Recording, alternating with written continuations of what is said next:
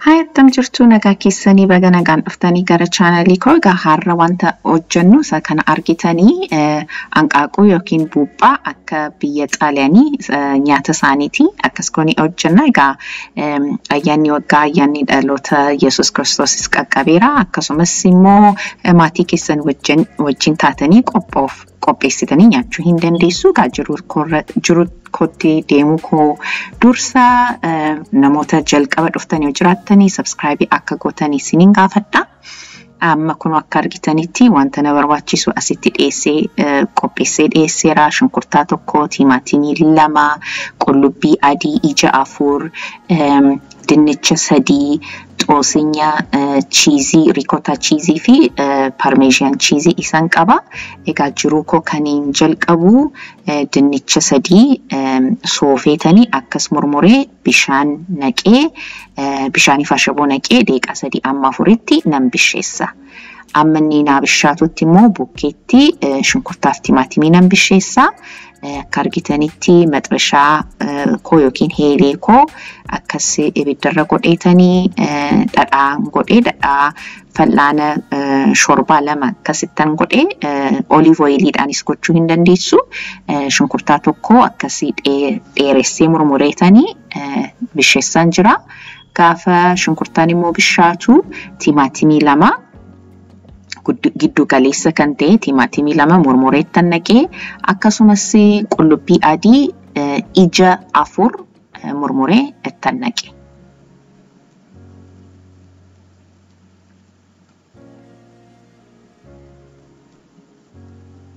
Isa booddee seenaa bishaatu ashaboo itti naqee nan baasaanii.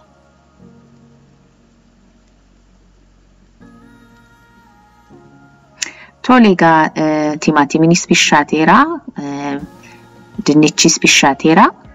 Egaa ovenii keessa wanta naqeen bisheessuu fi qodaa ovenii ngashu akkas jala isaa dhadhaanan dibaa akka jalli isaa na jalaan qabanne.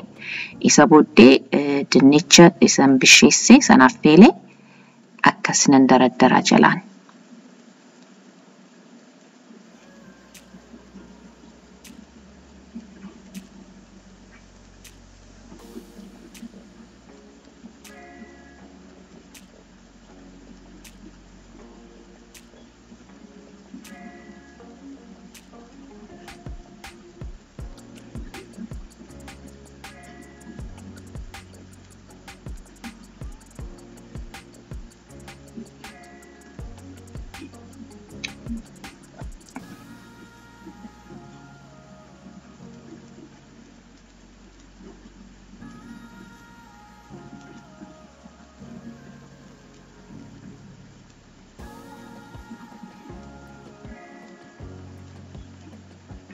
Isa booddee ricotta cheese fal'aana dhiifama kubbaayyaa tokko akka saaniirra nan godha.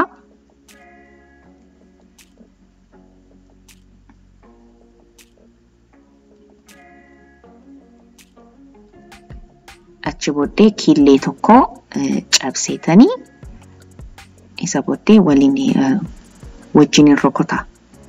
Cheesii wajjin rukkuta.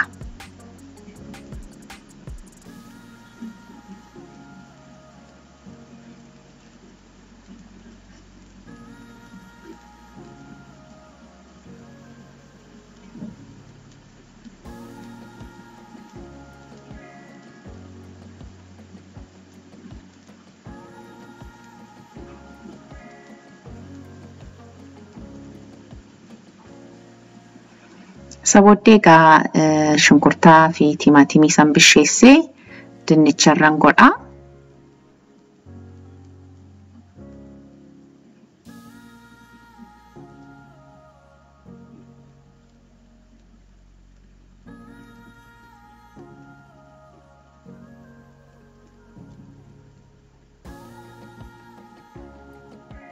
Ricotta cheesii sama killee wajjin rukutee isa immoo irratti dibaa.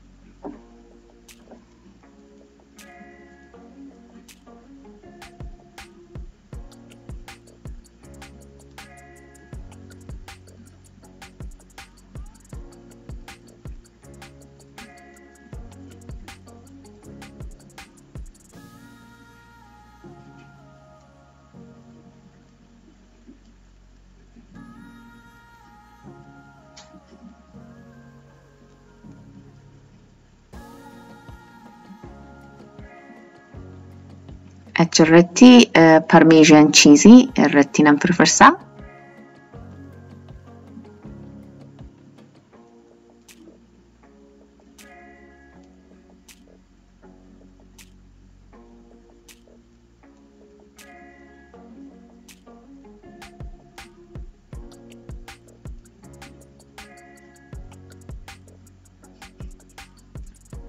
Achirratti sabodee dinnicha isaa hafe immoo irratti nan daraddara.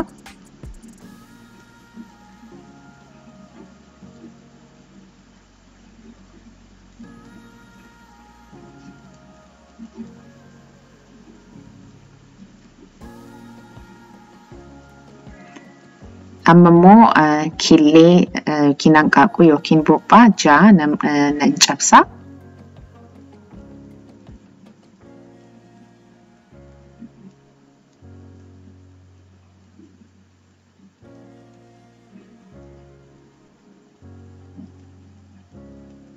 Xoosinya ittiin naqa.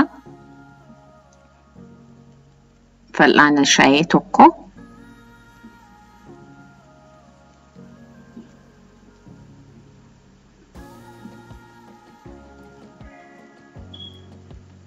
Xoosiin yookiin afaan Ingiliziitiin thyme isa jedhamu isatti naqee achi immoo black pepper yookiin qundoo barbarree isatti ittiin firfirsee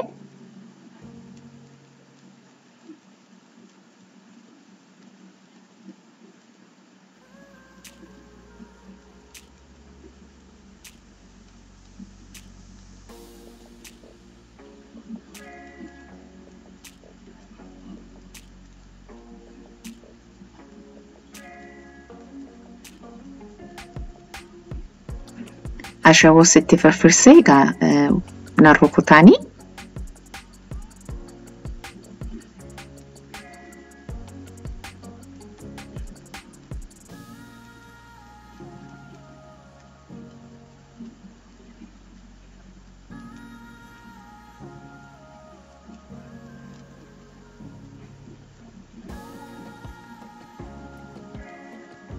Egaa kunoo asii dinnicha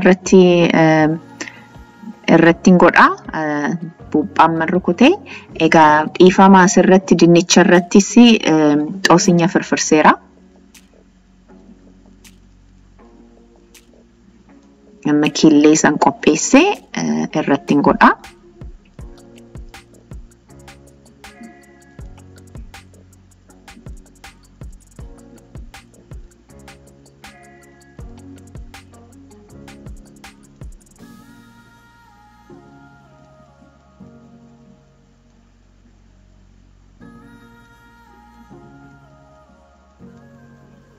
Achi booddee parmesan cheese sirriitti baay'iseettan naqa.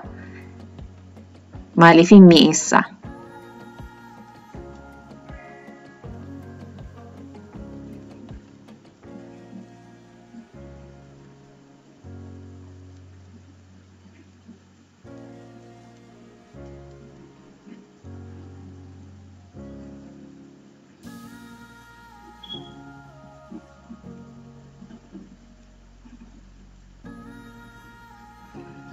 Amma gaa ovenii koo 380 irra godhee ho'iseen jira.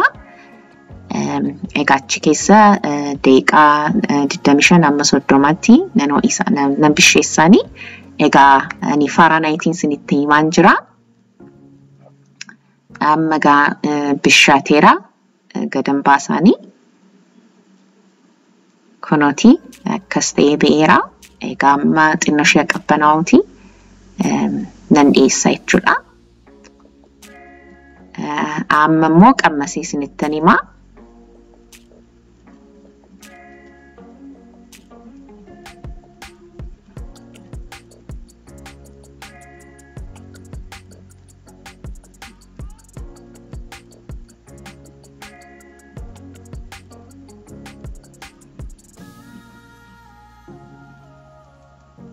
Wow, baay'ee mi'aawaa.